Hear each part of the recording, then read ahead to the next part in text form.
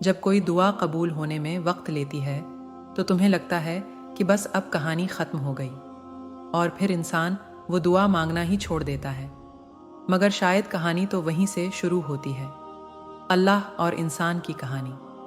जब इंसान बेबस व मजबूर होकर अल्लाह से अपनी दुआओं का नाम नहीं लेता, बल्कि अल्लाह से अपने बीमार दिल को ठीक करने की दुआ मांगता है।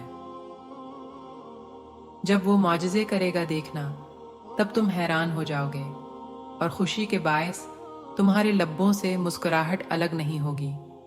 और उस दिन तुम खुद कहोगे कि बेशक मेरे रब की मोहब्बत बहुत वसीआ है, और जान जाओगे कि जब वो कुन कहता है तो चीज़ें कैसे फ़कत हो जाती हैं, ख्याल से बाहर, गुमान से परे।